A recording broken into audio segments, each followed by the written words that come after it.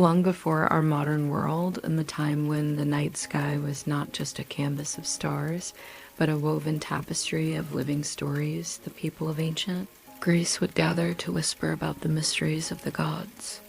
They believed that behind every flickering shadow, behind every soft breeze through the olive trees, a secret was waiting to be uncovered. Some said that if you were very quiet, if you listened closely on a still, moonlit night, you might hear the distant footsteps of a god or goddess passing by. Others whispered that dreams themselves were gentle messengers, delivering stories from Olympus straight into the minds of sleeping mortals. Tonight, I will guide you into that space, the place where dreams meet myths, and where these old, enchanting tales soften into a lullaby for the soul. Stories that once carried thunder and lightning now slow their rhythm, flowing like a gentle stream, so you may float upon them into deep rest. As you listen, you'll discover not only the secrets of Greek mythology, but also a calmer rhythm inside yourself, the kind that invites peace, healing, and a night of unbroken sleep. And now, before we begin properly, let me welcome you warmly. My name is Emma, and this is Sleeping Therapy by Emma. Each time we meet here, I bring you stories tales woven with care, patience, and tranquility to ease away the noise of the day. I tell these stories not only as entertainment, but as a form of gentle therapy, a way for your heart and mind to soften together until sleep feels as natural as the setting sun. If you enjoy being carried on these journeys, I invite you to subscribe to the channel and become part of our Dreamers Circle. That way, whenever a new story is released, you'll always have a gentle guide to help you drift into rest. So take a deep breath now, settle into your blanket, and allow me to take your hand through the night's first tale. Relax, slow down, and together, let's uncover the secrets of Greek mythology. In the heart of ancient Greece, where sunlight draped the mountains in silken gold, and the air was perfumed with thyme and laurel, the world thrummed with stories. Every gentle breeze carried whispers of gods. Every stone seemed warned by their hidden presence, and the endless sky appeared less a void of stars than a curtain that veiled eternity. To mortals, the gods were rulers above, unseen but deeply felt. To the gods themselves, humankind was a tapestry woven with joy, fragile with grief, shimmering with mortal beauty under immortal watch. Among the many tales whispered was one that began not in thunder, but in the tender laughter of a maiden. Her name was Persephone, daughter of Demeter, the great goddess of harvest.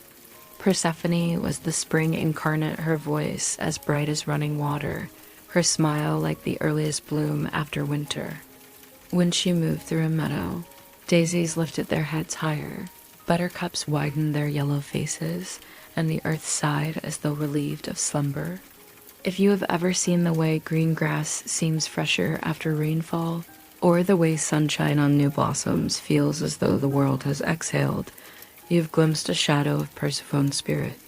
Her days were filled with freedom, though always within the tender boundaries of her mother's love. Demeter guarded her fiercely, for in the young goddess rested not only beauty, but also the vital rhythm of the world's seasons. Demeter, after all, was no small deity. She fed mortals with her grain, clothed them with her fields, kept famine from their doors. And as long as Persephone was safe, Demeter's joy bloomed across the land in golden harvests. But even daughters most cherished sometimes longed to step beyond their mother's gaze. Persephone, like every creature touched by spring, held curiosity in her spirit. She loved to wander further each day, her sandals brushing wildflower fields, her fingers trailing along tall grasses that bent eagerly toward her. She delighted in hidden groves and secret nooks of woodland where nymphs danced, where streams murmured ancient hymns. Her laughter was like a bell in those sunlit spaces, and nature answered, trembling with delight. It was during one such wandering that fate reached out to her. One morning, guided by a lark's lilting call, Persephone strayed into a valley where narcissus flowers bloomed in strange abundance. Their white petals gleamed so brightly, it was as though the moon had taken root on the earth. The air itself felt enchanted, weighty with fragrance. Never had she seen so many flowers gathered as one a carpet of pale fire stretching into the horizon. Persephone knelt to touch one, her fingers brushing the cool petals. She whispered a song to herself, soft and lilting as she reached to pluck the bloom. And then silence. The meadow trembled, subtly at first, like the earth sighing in its sleep. But then the tremor deepened, rumbling a warning. The narcissus shook in her grasp, and the ground yawned beneath her like some vast mouth. From that wide rift thundered a chariot, black as midnight stone. The horses that pulled it were unlike any creatures of the upper world. Hooves striking fire, eyes glowing with embers that seemed both ancient and weary. At the reins stood Hades, lord of the underworld. His crown was forged of darkness itself, his presence quiet but consuming, like the echo of silence that follows thunder. He was no cruel tyrant thrashing in rage. He was, instead, solitude embodied. All his existence had been surrounded by echoes of the dead, shades of mortals drifting like reeds in a windless marsh. What he sought, what he yearned for, was not conquest, but companionship. When he beheld Persephone's radiance, brighter than the field of Narcissus itself, something stirred in him. She was spring. She was life. She was joy made flesh.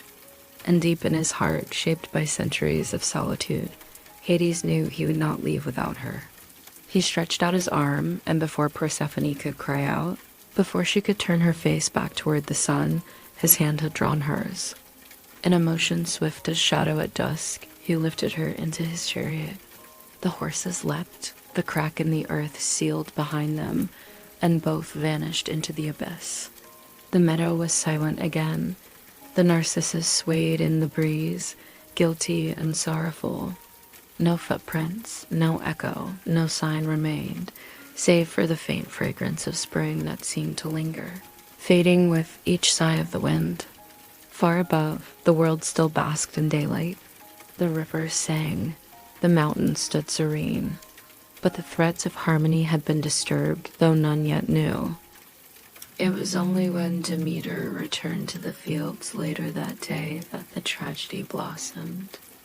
She called for Persephone, her voice strong, filled with maternal certainty. Yet she was met with only the rustle of reeds, only silence stretching in every direction. She searched the meadows, she searched the woods. She raised her torch and roamed through nightfall. Her voice cracked the stillness. Persephone. But where once blooms had lifted at her daughter's step, now they bent and dimmed. Where once wheat had thickened with proud golden heads, now the stalks sagged in sympathy. Her grief grew like storm clouds across her soul, spilling into the world she ruled. Crops withered, leaves brittle and brown dropped too soon from trees. The air soured with hunger. Mortals looked anxiously to the skies, offering prayers to the unreachable heavens. But Demeter trudged on, tireless, burning her light into every shadow, searching every corner of the earth. She knew, with the certainty of a heart torn apart, that her daughter had not simply vanished. Something vast, something grim, had taken place, and she vowed she would not rest until Persephone was returned.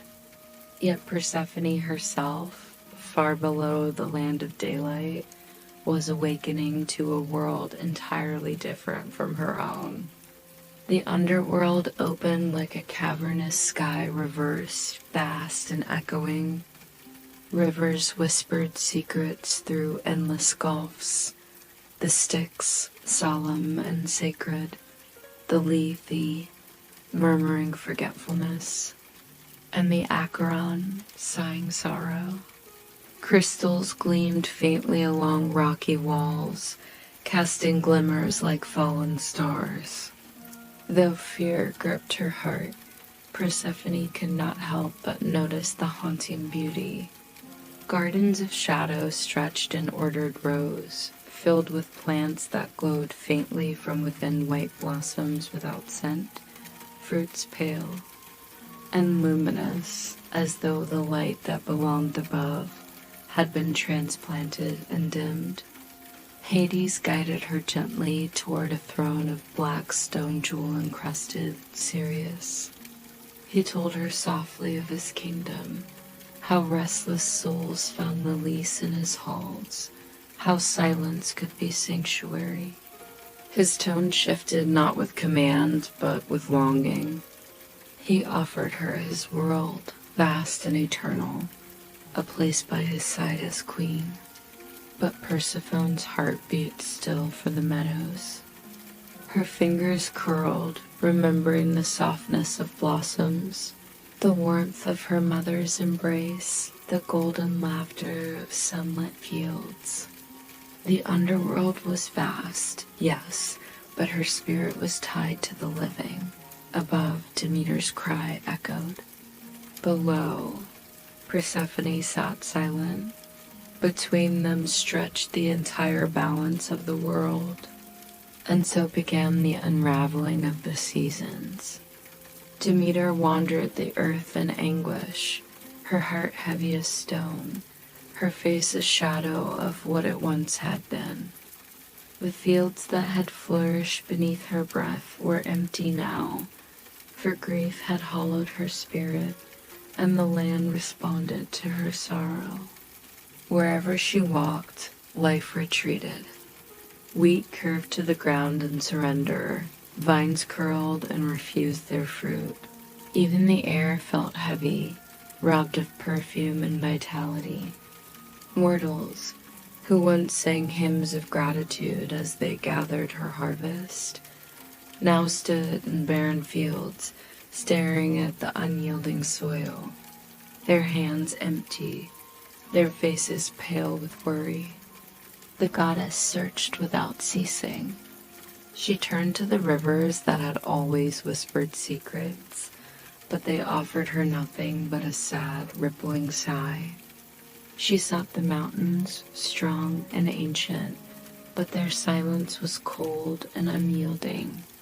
She raised her torch to the night sky, hoping the stars would guide her. But they glimmered far and distant, as if strangers to sorrow. Her voice rang across valleys and plains, carrying her endless cry for her child, Persephone, her golden blossom, her light. At last, her grief drew the attention of another. From the shadows, carrying torches whose light seemed softer and stranger than fire, came Hecate, the goddess of night crossroads and unseen mysteries. Her eyes glowed like embers, and her words drifted with the hush of wisdom. She told Demeter that she too had heard the rift in the earth, the rush of hooves that did not belong to daylight. Though she could not name who had taken Persephone, she urged Demeter to seek the one who saw all from above. Ask the sun, Hecate said gently, for he rides across the heavens and misses nothing beneath his gaze. Then she faded into the dark, leaving Demeter with only her torch and the echo of her advice. And so Demeter turned to Helios, the all-seeing sun. She waited as dawn spread itself slowly across the horizon. When his chariot rose into the sky, horses blazing with light, his crown radiant as fire, Demeter lifted her arms. Her torch was unnecessary in his brilliance, but she clung to it as though it held her hope. She cried out, her voice rising against the morning wind, begging him for truth. The sun god slowed his horses, the wheel of day stalling for her grief. His gaze softened, and though his light could scorch mountains, it gentled upon her in sympathy. It was your brother Hades, he told her solemnly. He rose from the earth and seized her. And it was not his will alone. Zeus gave consent, judging that the underworld, dim and cold, needed spring's light to soften its silence. The words struck Demeter like a blade. To learn it was her own brother who had stolen the child, and another brother who had betrayed her by consenting to it, was a wound carved into her heart. Fury rose within her so strongly that it burned brighter than the torch she held. If Persephone is gone, she declared, so too is my gift to the earth. The fields that fed mortals shall wither until she is returned to me, and the earth obeyed its grieving goddess. Crops turned sterile, flowers refused to bud. Fruit dried on branches before ripening. Rain clouds avoided the fields, and famine spilled across the land. Mortals, helpless and afraid, cried out to Olympus, their empty stomachs a prayer more piercing than incense ever could be. While above the world burned with hunger, Persephone dwelt below in shadowed halls. The underworld, vast and strange, was both frightening and mesmerizing. Where once she had walked among fields lit with golden sun, now she rested under ceilings of stone, where strange crystals cast pale glimmers into never-ending twilight. Black rivers wound their way through caverns, each whispering secrets older than memory.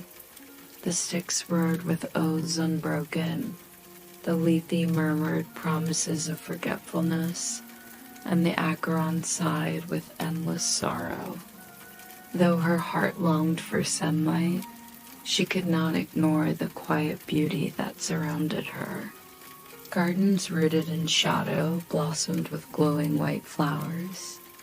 Pale fruits shimmered like ghostly moons along their branches. In the hushed air, Persephone began to see that even here, in the land of stillness, there were rhythms and cycles akin to life. Hades watched her with a kind of reverence, his silence filled with longing. Though stern, he was not without gentleness, and when he spoke, his voice was subdued, respectful. He placed before her offerings of his world, figs dark as midnight, apples streaked with silver, and a single pomegranate whose seeds gleamed red as rubies bathed in firelight. This world, he told her, is yours if you choose it. Be not only a daughter of life, but also queen of shadow. Sit beside me, share eternity. His eyes held not conquest, but a desperate hope, born from centuries of solitude. Persephone resisted. She thought of her mother's arms, of laughter in green meadows, of the freedom of wind and warmth on her face. She turned away, her lips closed, her hunger silenced by the memory of joy, and yet the pomegranate seeds tempted her. They glowed faintly in the still air, as though each one pulsed with some hidden heartbeat. Time passed strangely below. Days and nights lost their measure. Persephone could not tell how long she had been kept, only that an ache for her mother sat in her chest as constant as the silence of the dark halls. Above, the cries of mortals grew louder. Hunger spread like an echo of Demeter's sorrow. Smoke no longer rose from altars. Sacrifices ceased, for people had nothing left to offer. Even the gods began to take notice of the silence rising from earth to heaven. Zeus, lord of storms and lightning, listened uneasily. Without mortals, their worship, their prayers, what was Olympus to be but a hollow palace of forgotten power? At last, he relented. He summoned swift-footed Hermes, messenger of gods, and tasked him to descend into the underworld with words of command. Tell Hades he must release her. Tell him Demeter's grief has left the world barren. Without harvests, mortals will perish, and Olympus itself will lose the devotion of humankind. Let Persephone return. Hermes, ever swift, descended on winged sandals. His staff gleamed as he moved between the shades, golden amid endless gray. He found Hades seated beside Persephone on the throne of black stone, and his words were clear and sharp as an arrow. The earth suffers. Zeus demands the daughter of Demeter be returned. Mortals starve. The world grows empty. Release her, or face wrath from above. Hades regarded the messenger with calm, his dark gaze unreadable. He turned not to Hermes, but to Persephone, as though the choice was hers. His voice was steady when he replied, "She is free to leave. I will not bind her against her will. Yet if she has eaten food of this place, she belongs here as well. For whatever is consumed here binds the soul to this realm." The word struck Persephone with unease, for she remembered the moment her lips had touched the bright-skinned fruit, how 6 of the seeds had burst sweetly upon her tongue. Just 6, no more yet enough to tether her. She bowed her head in silence, knowing her fate was no longer wholly her own. And so, when Hermes brought Persephone upward, following him from darkness into light, her heart was both joyous with return and trembling with awareness. She would see her mother again, yes, but she carried within her the taste of the underworld, the seed of its binding. And above, Demeter lifted her head as Hermes approached, her eyes wide at the sight of her daughter. For the first time in an age, hope sparked in her heart. But she too understood what fate required. Joy was never given without shadows. Persephone's story was no longer only of blossoms and sunlight. It was also of seeds planted in the dark, of silence woven into eternity, and of a cycle the earth itself would now follow. The world held its breath, ready to change forever. The world seemed to pause, as though holding its own breath, when Persephone rose back into the light with Hermes at her side. After so long in shadow, her face was as pale as moonlight, and her eyes carried both relief and sorrow, for light and darkness now mingled equally in her soul. But when Demeter laid eyes on her daughter again, no shadow could diminish the fierce blaze of love in her heart. With a cry that shook the very air, Demeter rushed forward, and Persephone, forgetting all else, fell into her mother's arms. The earth shivered as their embrace closed. Roots awakened in the soil, streams quickened with sound, and buds began to swell on trees that had stood bare too long. For though Persephone's absence had drained the world, her return flooded it with the pulse of spring once again. The land itself seemed to breathe, the first sigh of relief after a long, aching silence. Demeter kissed her daughter's hair, her face streaked with tears that glittered like rain across summer grain. "You are here," she whispered. "You are safe. My blossom, my joy, my only light. Never again will you be taken from me." But Hermes watched, silent, for the message he carried in his heart was heavier than iron. He glanced at Persephone, whose eyes avoided her mother's as though hiding some quiet grief. Hades had spoken the truth. and Persephone knew it must be told. Her voice trembled, but she forced the words out gently so that they cut as little as they could. Mother, I ate while I was in this realm, just a little. 6 seeds of the pomegranate. The air darkened with the weight of those syllables. Demeter's arms stiffened, clutching Persephone tighter, as though she could hold her daughter away from that fate by sheer force of will. No, she whispered. Tell me it is not so. Say they tricked you, deceived you. But Persephone lowered her gaze, and that silence was truth enough. The earth quivered again, for this was no small thing.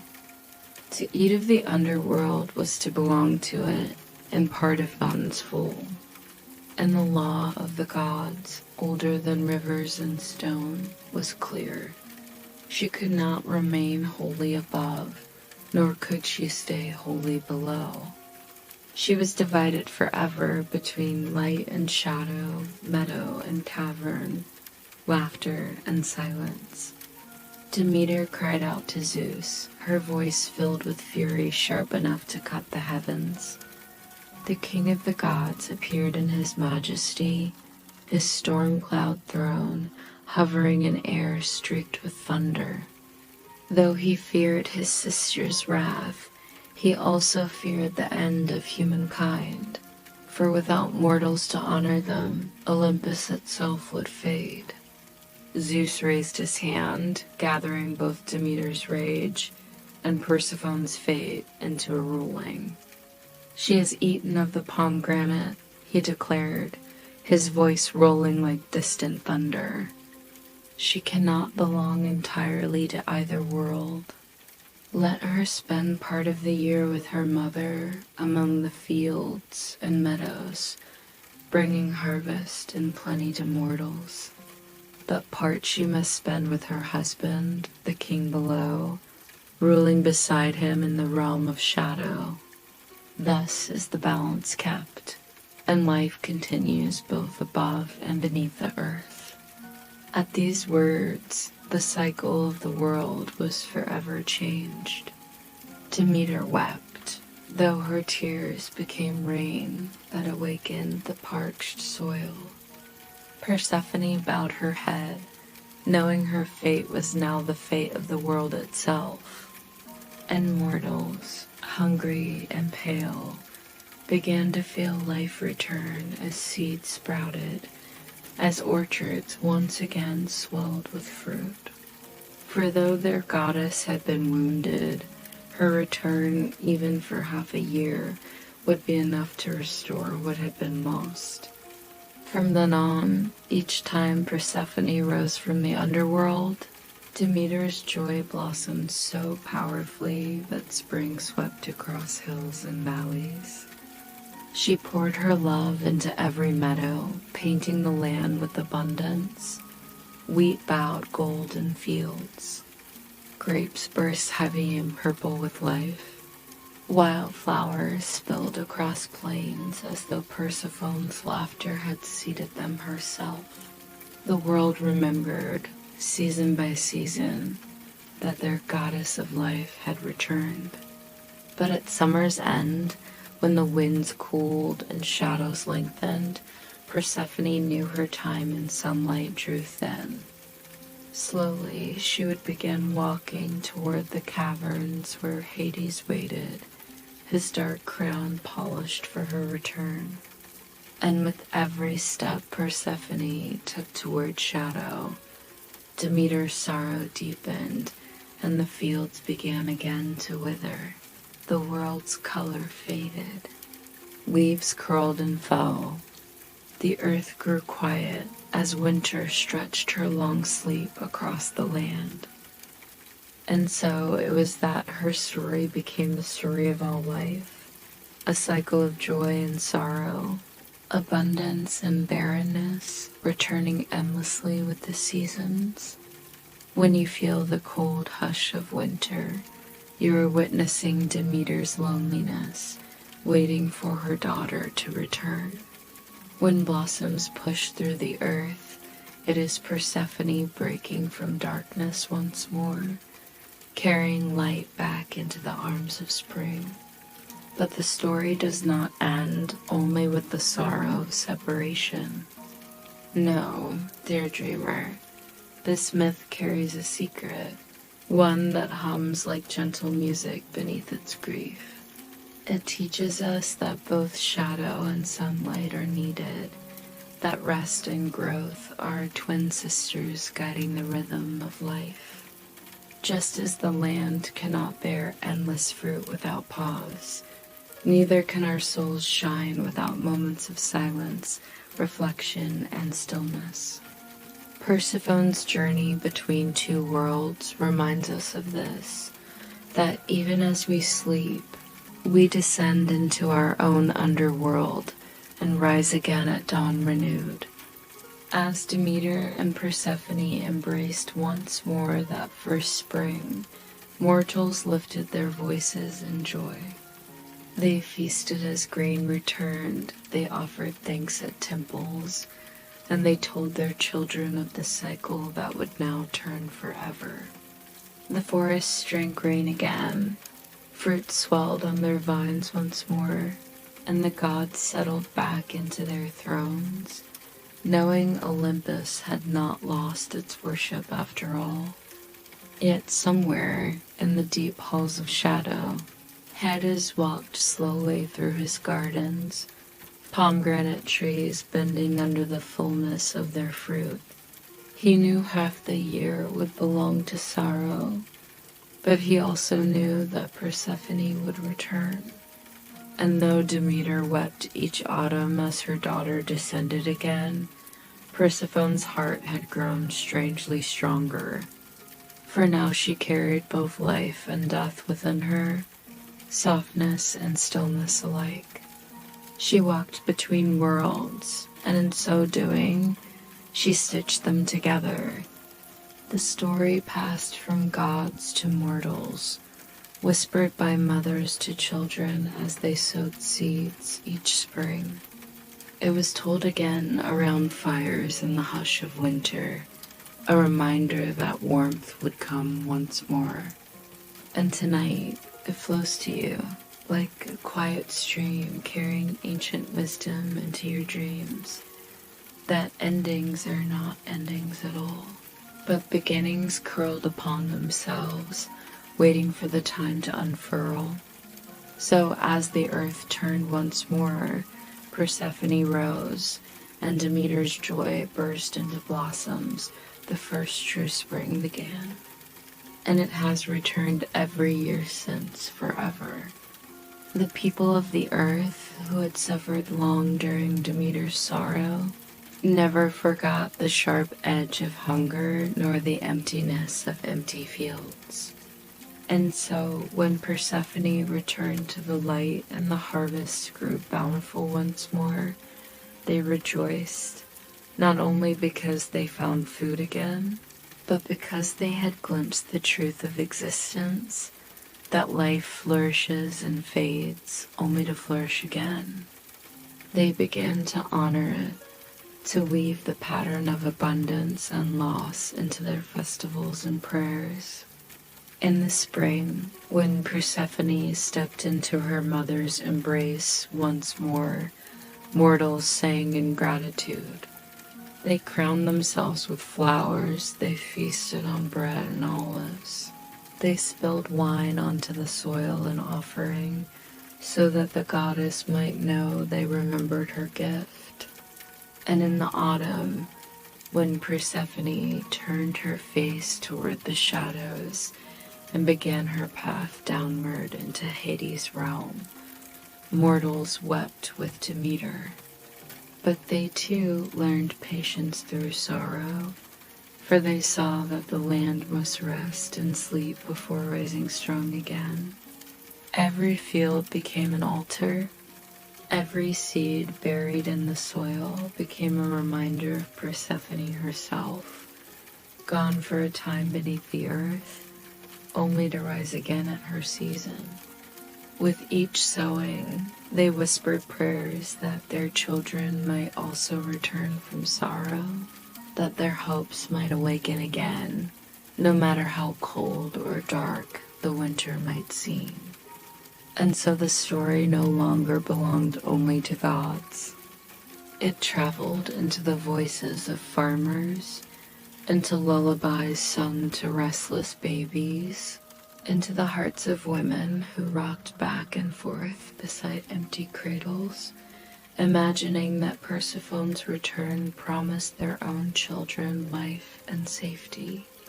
It entered the minds of shepherds who led their flocks through bare winter meadows, yet held faith that grasses would spill anew at spring. Through them all, hope began to take the shape of a cycle, not a fragile flame that might die, but a wheel, turning endlessly, carrying life forward. Demeter, though still wounded by the loss each winter, came to understand the wisdom hidden in her daughter's fate. For as she watched mortals live and die, reap and sow, love and grieve, she saw that even their lives mirrored the rhythm of Persephone's journey. No mortal could live forever in spring.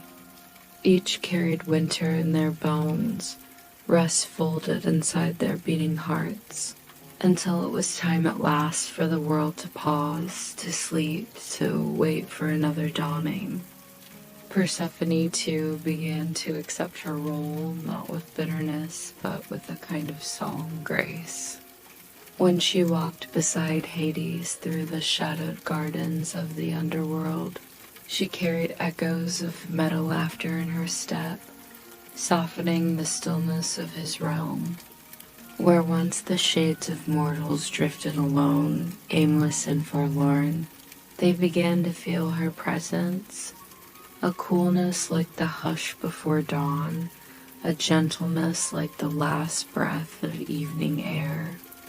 The souls in shadow came to find peace in her gaze, as if her time above had not been lost, but had only deepened what she offered below. Thus Persephone's tale stretched across both plains. She was no longer only a maiden gathering blossoms. She was both blossom and root, sunlight and hidden seed. She became the bridge, not just between mother and husband, but between life and death, joy and sorrow, waking and sleeping. And the gods themselves leaned closer to listen, for even they, immortal as they were, began to sense that Persephone's story revealed something older than their thrones, a truth buried deep in creation itself. That without silence, music could not be heard. Without shadow, light could not be seen. Without winter, spring was no miracle. Mortals wove rituals in her honor. They told their children that when sleep closed their eyes each night, it was like Persephone's descent, a little journey beneath the surface of the world, where shadows kept them safe until morning. When they awoke, it was her return, her rising, a small spring in the heart of a single day. And so the secrets of the gods curled quietly into the lives of mortals, carried not on divine thunderbolts, but on the soft rhythm of breath and sleep. In time, even Demeter, though her tears still fell each autumn, came to see beauty in the balance. When her daughter turned and walked once more toward Hades, she learned to breathe through the loss by creating autumn's palette of gold and crimson, painting forests with her bittersweet love. And when winter laid its pale hand across the earth, she held it not as a thief, but as one who kept the land safe in slumber, waiting only for Persephone's return. Persephone herself blossomed under this new role. She brought spring with her when she rose, but she also brought wisdom back to mortals when she descended. Farmers learned patience as much as they learned joy. Mothers taught their children not to fear sleep, but to see it as a promise of awakening. Artists carried the story into works of beauty sculptures, songs, woven tapestries, each one a reminder that sorrow and joy are twined like threads in a single cloth. And so the myth lived on, ancient and eternal, but also close. Close as the breath in your lungs and the beating of your heart. For every listener who hears it feels something recognizable, something tender, the longing of Demeter, the pull of two worlds in Persephone, the quiet dignity of Hades, and the endless cycle of life turning again and again. Tonight, as you rest, feel how the story folds into you as well. Every exhale is like the earth surrendering to winter. Every inhale is like the green shoots of spring returning. Your body knows the rhythm, as does the earth, as did the ancients who first told these tales beneath silver moonlight. You are part of the same wheel, turning gently, never ending, only weaving grief and joy into harmony.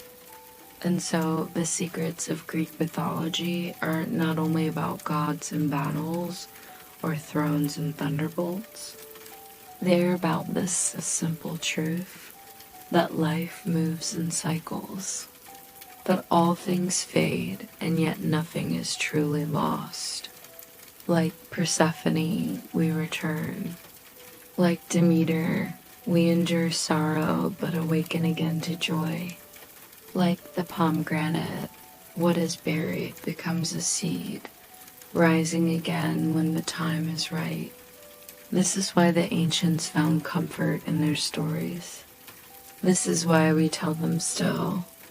For in the tale of light stolen and returned, of blossoms lost and reborn, they recognize something timeless within themselves, something that gently rocks us each night into sleep, that endings become beginnings, and beginnings fold back into endings. A wheel always turning, a story always returning. And as the night folds around you now, as sleep begins to draw you softly into its keep, feel that story moving within you.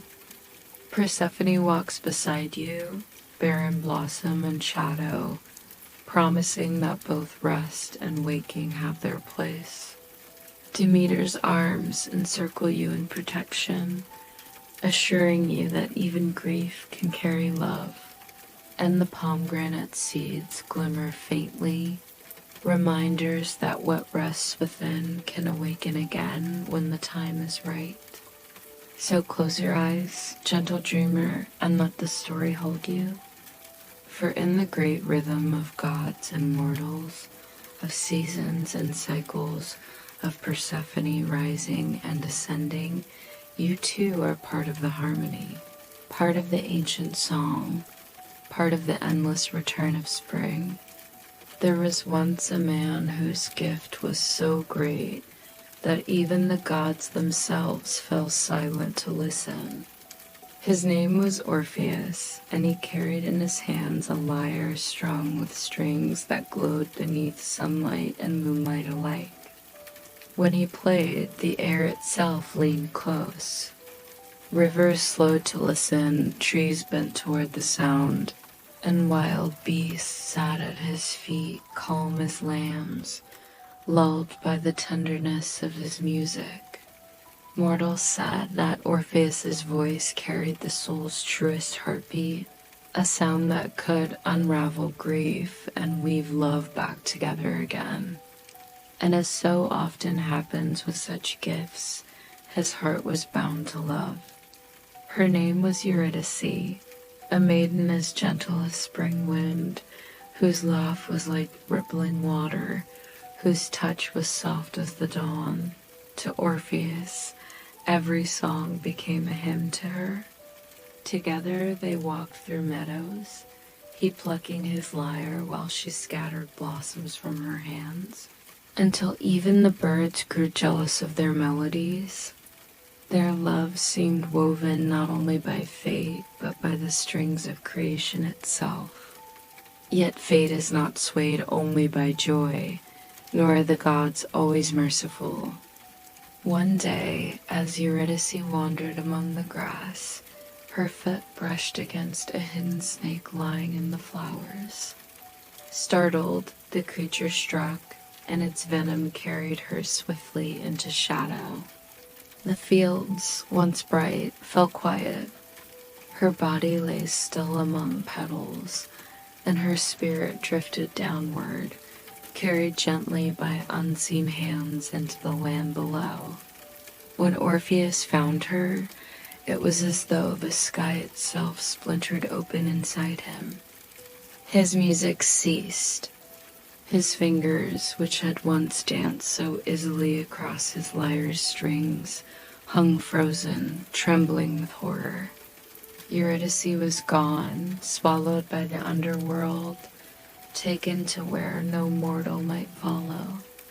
But Orpheus's love burned brighter than fear, brighter even than death.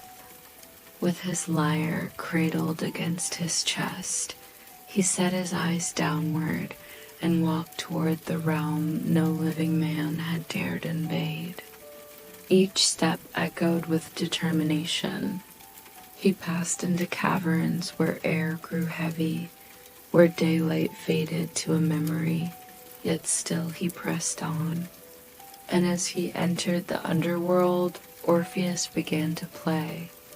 The first notes rang fragile, trembling like a new leaf. But as they unfurled, they swelled with sorrow so pure that even the rivers that cut through shadow slowed their currents to weep.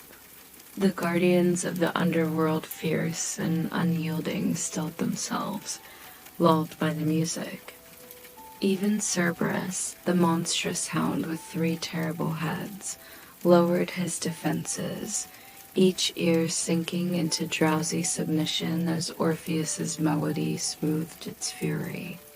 Shadows of the dead lifted their faces toward him, their eyes gleaming faintly with memories they thought long forgotten. The music wound its way deeper still, until it reached the throne of Hades and Persephone. The Lord and Lady of Shadow sat silently as Orpheus poured his soul into sound. Every plucked note, every trembling chord, was a cry without words, a plea for mercy, a hymn of devotion, a confession of love so fierce it could not be sealed within death's walls. When at last the song faded into silence, Hades lowered his gaze, and the silence that followed was heavy. But Persephone, whose heart had no longing and whose tears had watered both underworld and spring, leaned toward her husband and whispered gently, for there was no cruelty in Orpheus's plea, no arrogance, only love shining like a fragile flame. Hades nodded at last, his voice deliberate, steady as the stone he ruled. "You may take her, mortal," he said. "Eurydice shall follow you back into the light of the living. But there is one condition. As you lead her upward, do not look back until you both have crossed into the world above. To doubt, to disbelieve, even once, shall return her to me forever." Imagine, dear dreamer, the trembling joy that flooded Orpheus's heart, his love, his Eurydice, restored. He turned, and though the shadows still lay thick, he felt the air shift. Behind him came the sound of her footsteps, light, hesitant, gentle as falling petals. She was there. She was truly there, following him, and his song became his steps, carrying them together upward. Through winding caverns they climbed, through air that grew lighter with every step. Orpheus's chest burned with longing to see her face again, to make certain this was real, to reassure his shattered heart that she was truly returned. He whispered her name softly under his breath, as though his love might hold him steady against doubt. And always, just behind him, her footsteps followed faithfully. At last the gray fog began to split, letting in narrow cracks of sunlight. A warm breeze stirred faintly around him.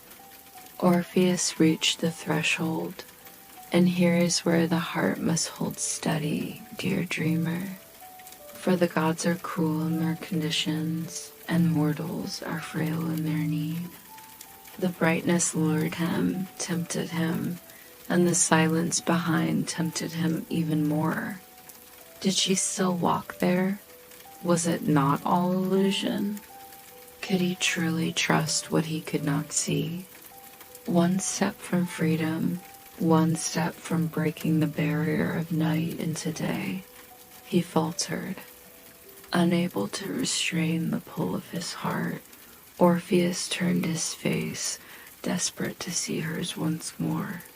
For the briefest moment she was there, her profile glowing silver in the dim light, her hand reaching toward him, her eyes wide with love and relief as sunlight kissed her hair. But in the instant he turned, the bond was broken. The shadows rushed in like a wave, seizing her. She cried his name once, her voice both sorrowful and tender, before she was pulled back into darkness, fading like mist until nothing remained. Orpheus stretched out his arms, his song shattering into silence. He cried out, but the earth had closed, the rule had been broken. Eurydice belonged once more to death, and no plea, no song, no sound could undo what had been done. He stumbled upward alone, sunlight spilling around him with cruel indifference. Never had the warmth of day felt so cold. His lyre hung heavy on his back, its strings waiting, but his hands could not bear to touch them. For what was music without her to hear?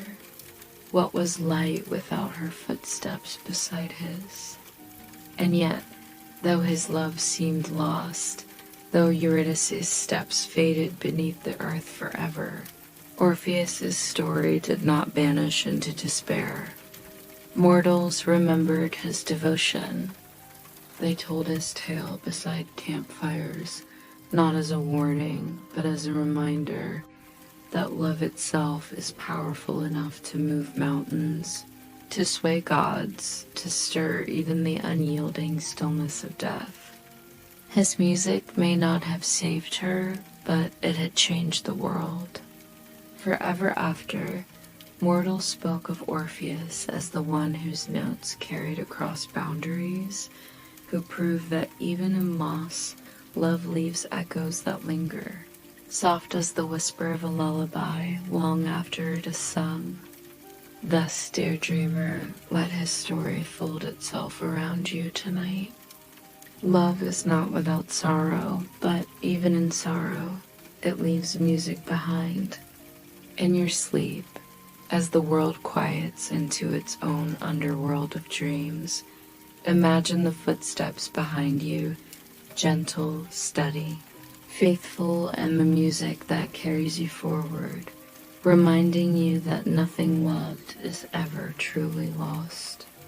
In the days that followed his sorrow, Orpheus wandered the earth in silence.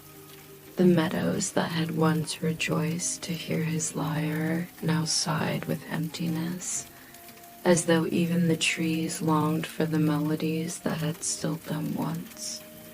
The rivers that had paused under his notes now hurried forward in sympathy, their currents carrying whispers of grief.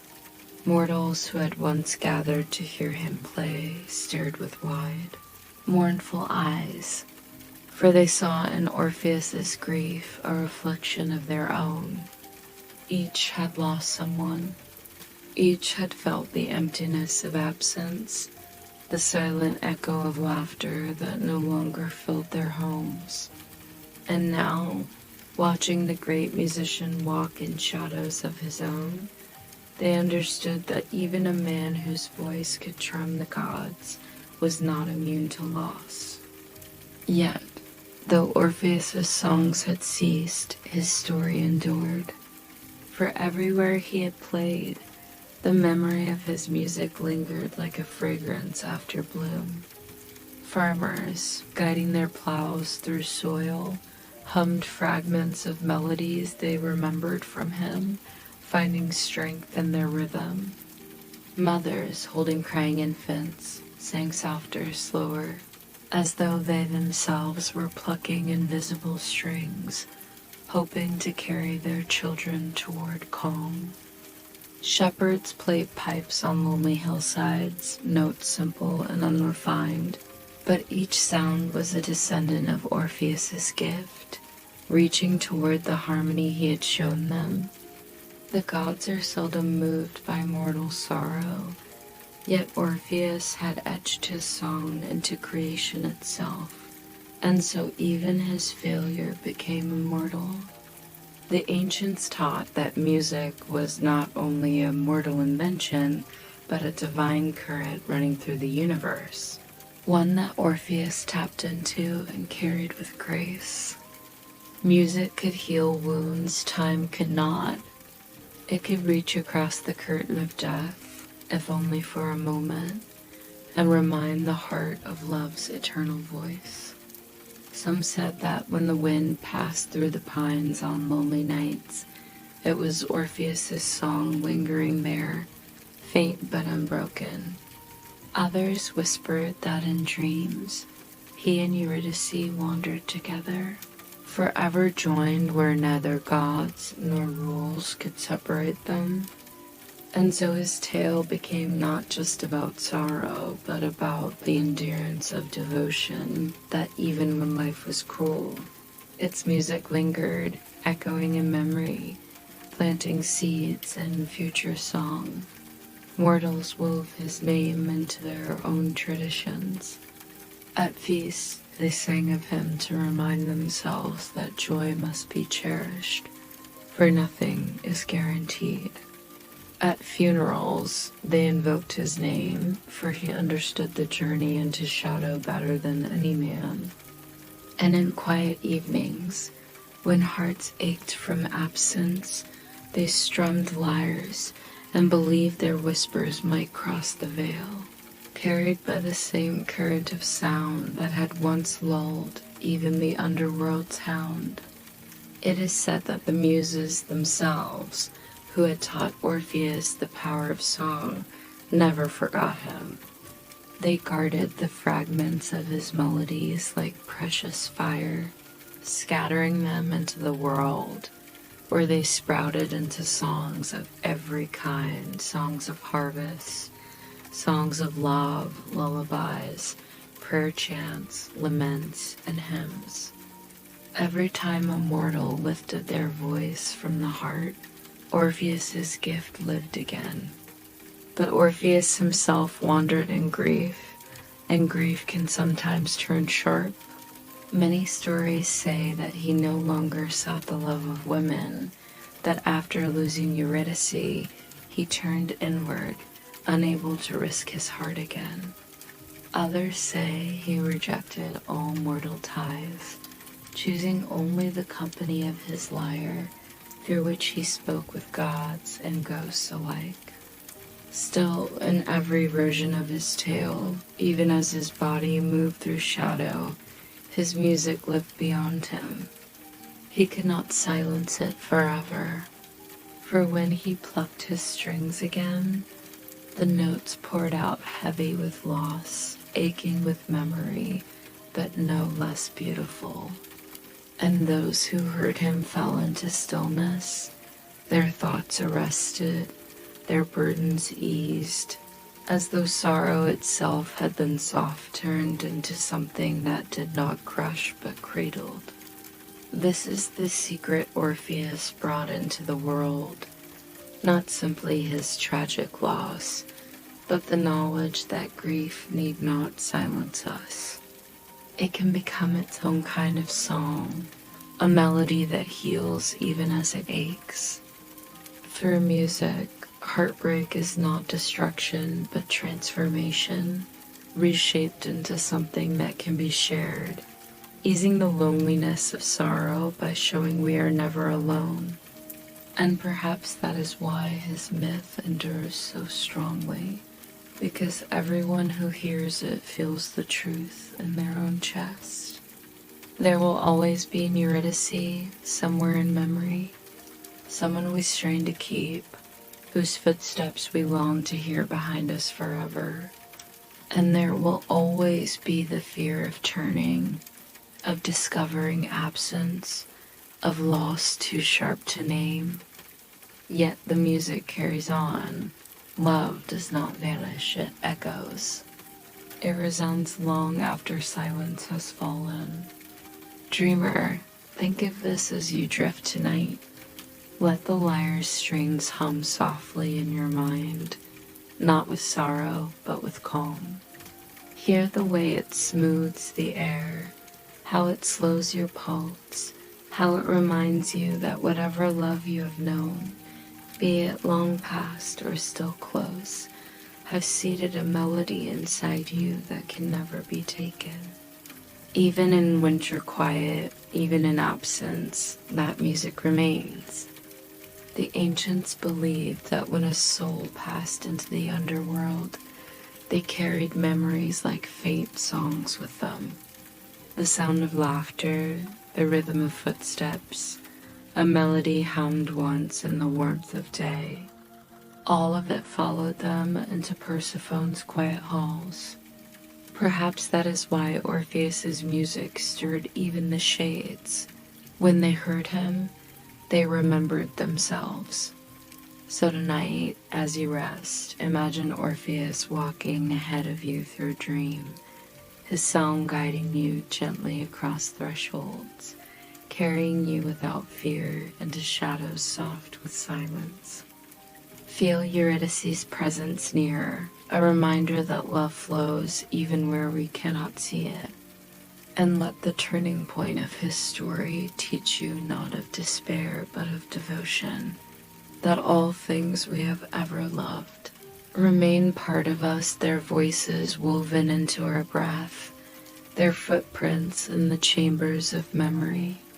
For Orpheus's journey did not end where the myth says it did. His flesh may one day have ceased, his lyre set aside, but the song has never ended. You hear it in lullabies hummed beside cradles, in prayers whispered by widows to the night, in the steady rise and fall of the tide, and even in the soft rhythm of your own breathing. Music itself is Orpheus's gift, love translated into sound. The secret, dreamer, is this. You carry Orpheus with you every time your heart aches and then softens, every time grief folds itself into memory, every time love transforms into a note you cannot stop hearing. His story is now your story, the music that holds you when the night feels long, reminding you that love is immortal in the echoes it leaves behind. So let Orpheus's lyre guide you into the deeper underworld of dreams tonight, where Eurydice smiles softly in the distance, waiting, not lost, but found in memory. Close your eyes and hear the notes fade slowly, each string plucked softer than the last, until silence itself feels like music carrying. Long ago, when the gods still walked among mortals, and the line between heaven and earth was a soft shimmer rather than a wall, there lived a woman unlike any who had come before. Her name was Pandora, and her birth was no accident. She was sculpted with purpose, shaped by the hands of gods themselves, and into her being they poured both beauty and power. Her name meant all gifted, for every god contributed something to her making. From Aphrodite she received grace and irresistible charm. From Hermes came quickness of wit and sly curiosity. From Apollo, the rhythm of song. From Athena, the skill of hands shaped for craft. Even Demeter herself set a spark of life within her, a thread woven through soil and harvest. And Zeus, cloud gatherer, king of gods, watched carefully as these gifts were placed in her, knowing what role she would play. For though the gods had made Pandora radiant, the purpose hidden beneath was sharp. She was fashioned as part of a punishment. Prometheus, the titan who had gifted mortals fire, had angered Zeus deeply by placing that immortal flame into human hands. Mortals, once helpless as children, now built ovens, kindled hearths, and spread fire through every corner of their world. With fire came courage, power, new freedom, and Zeus feared it would lift men too close to divinity. So he devised his counterbalance. For every gift he thought there should be a shadow. And so Pandora was created goddess-touched but mortal-shaped, a wonder that mortals would adore. A key to unleashing something long contained. Placed into her hands was a jar, or as later storytellers called it, a box. Smooth and sealed, heavier than it looked, carved with lines and runes so faint they seemed alive with shifting light. No one told Pandora what it held. Only Zeus whispered that it was a gift, precious and important, and that she must never open it. And thus golden Pandora was sent among mortals.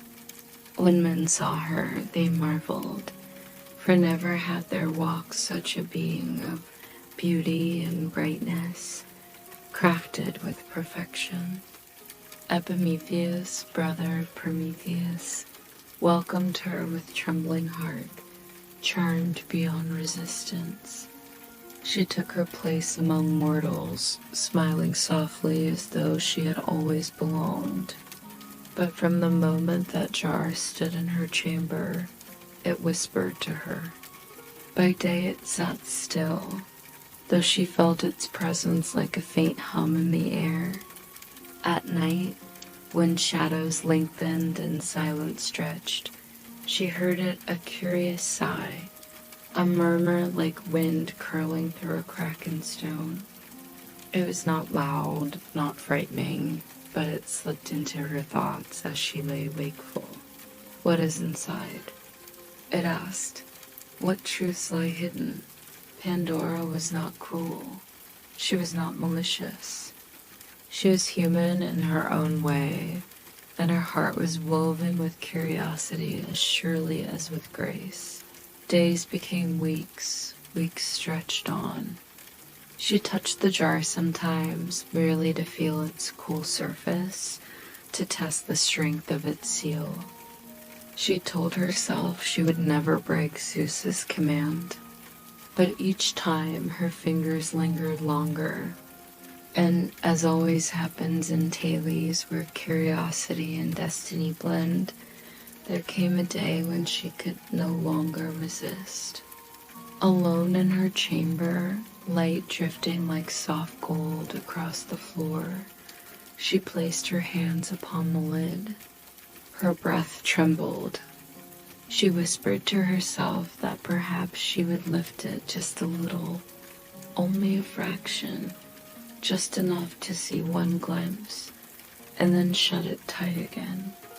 Surely no harm could come of that, but the moment the jar opened, even by a hair's breadth, the air outside cracked with a break in its silence.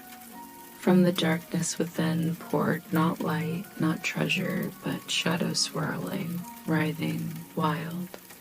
Out rushed sickness, curling like smoke into invisible forms. Out spilled hunger and toil, sorrow and jealousy, cruelty and fear.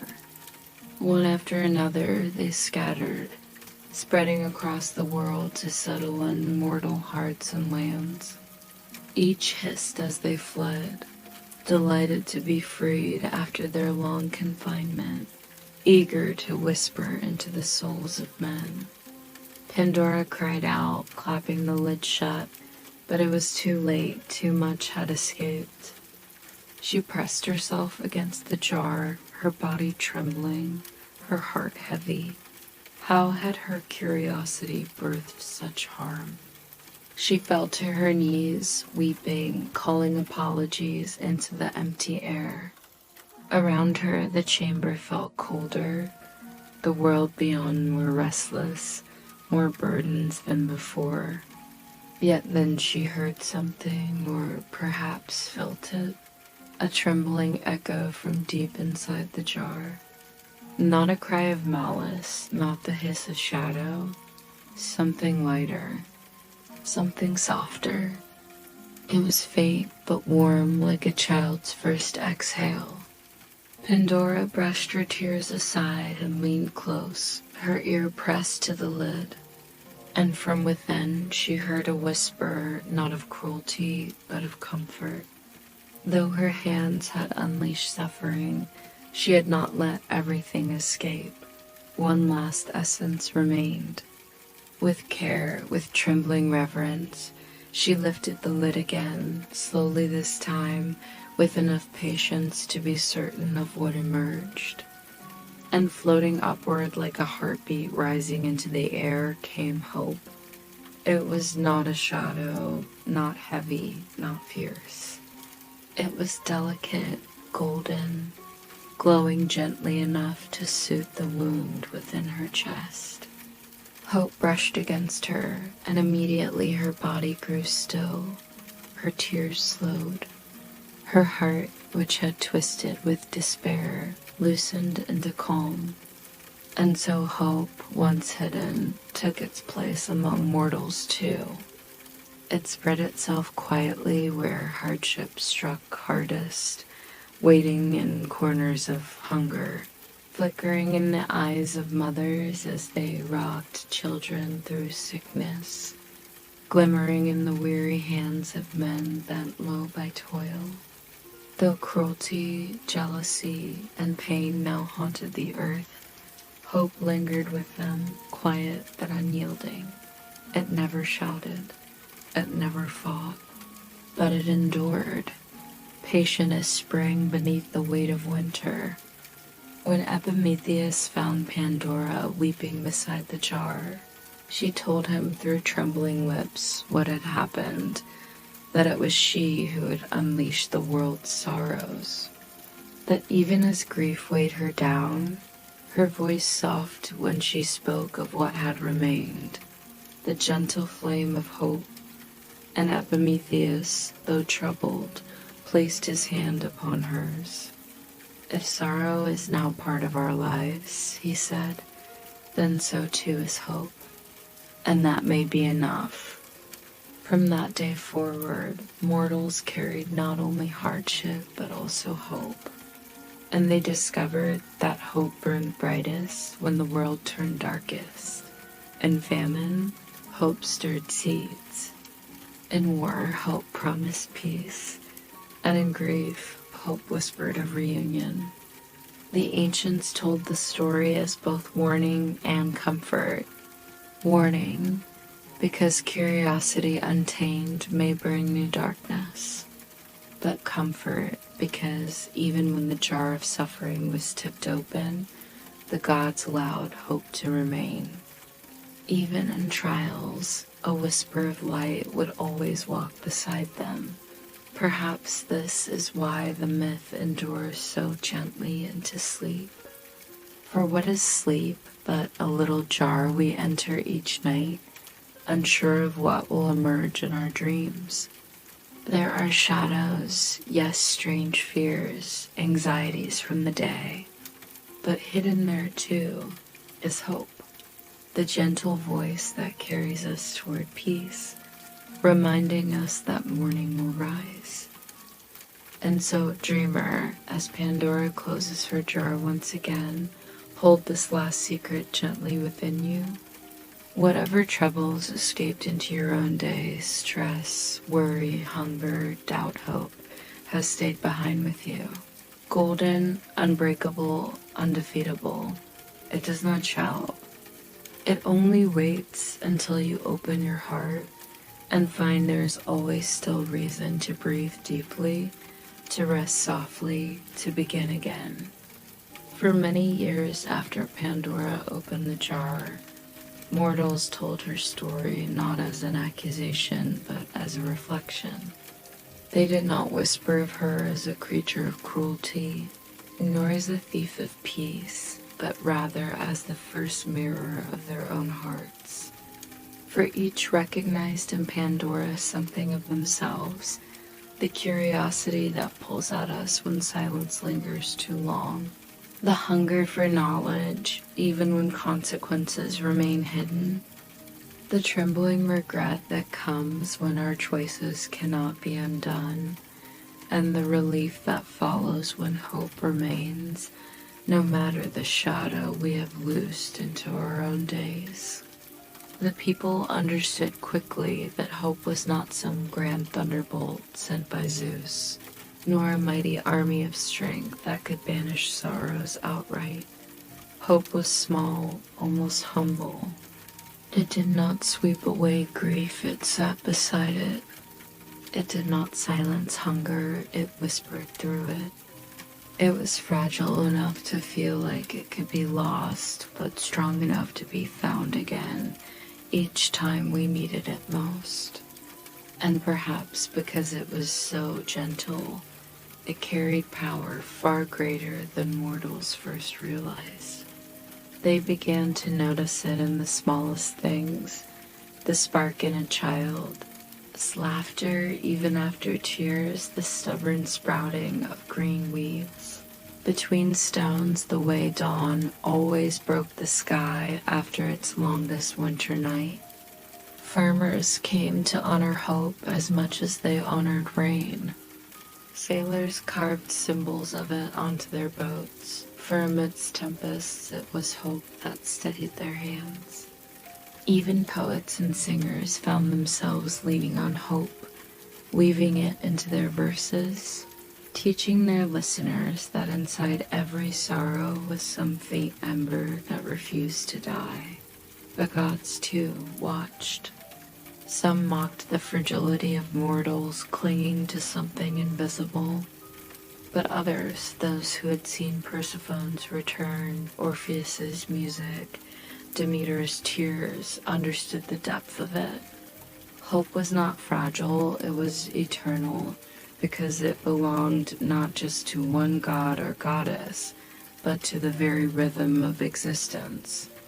And though Zeus had planned Pandora as punishment, even his hand could not extinguish the hidden truth of this gift that lingered.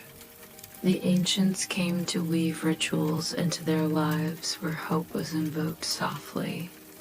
At weddings, they prayed not only for love, but for hope that love would endure through storm. At farewells, they reminded one another that distance was bearable because hope stretched bridges where the eye could not see.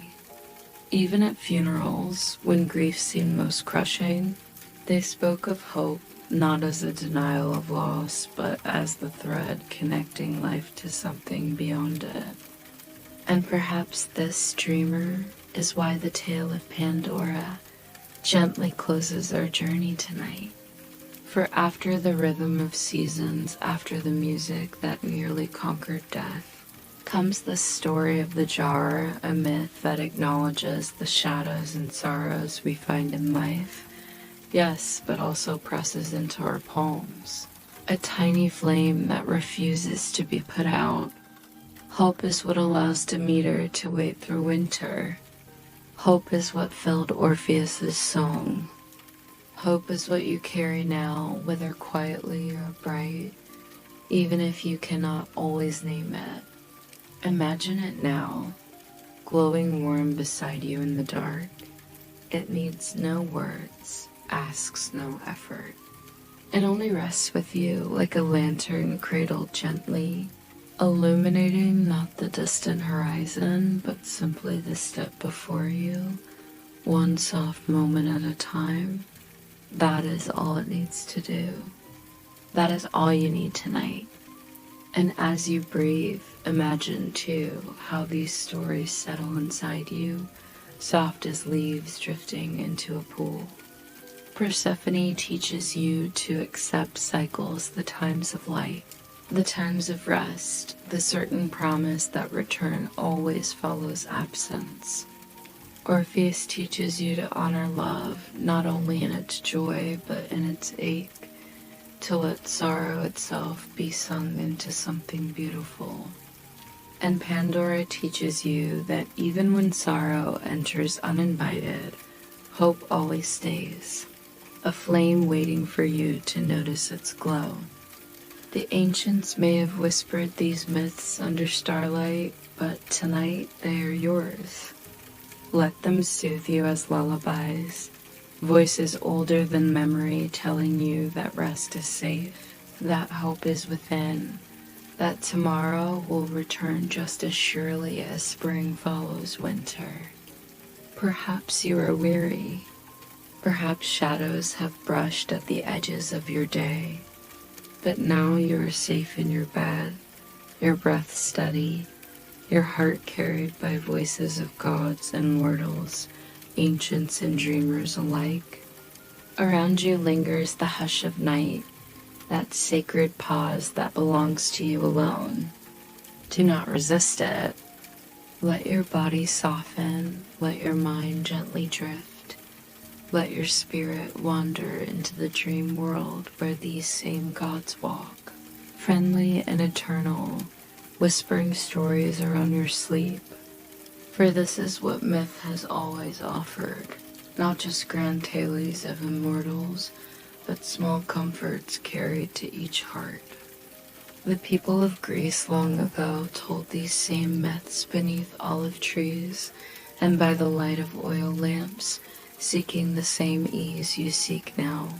Not to hold every answer, but to feel a little less, burdened a little more, connected a little more certain that they were not alone in the turning tide of life, and neither are you. So as Pandora rests her hands at last on her jar and hope settles like a flame in her palm, let that same flame draw itself into you. Close your eyes, dreamer, and see it glowing faintly, softly steady as your own breathing. Inhale gently, exhale slowly, and with each breath, imagine that flame growing steadier until it lights your whole inner world. It takes no effort. It needs no protection. Hope itself will last because it always has, because it always will. And so your sleep too is safe, carried by something older than sorrow, brighter than shadow, deeper than silence. Now the myths have woven themselves into your night. Persephone, Orpheus, Pandora. Their voices are soft, their truths are quiet, and all of them are here with you as you drift. Let yourself rest in their embrace. Let yourself be carried now, not upward or downward or even outward, but inward into the heart of hope, where dreams begin, where love echoes, where seasons turn, where music lingers, and where night's kiss closes softly upon you like a mother tucking her child beneath the covers of the world. And so, dreamer, as sleep finally deepens, remember this gentle secret from the ancients. Sorrow will always exist, yes, but hope endures longer. It is patient. It is faithful. It is here now, and it will be waiting for you when you rise again, bright as the dawn. Rest now. Rest in the arms of myth, and let hope sing you into dreams.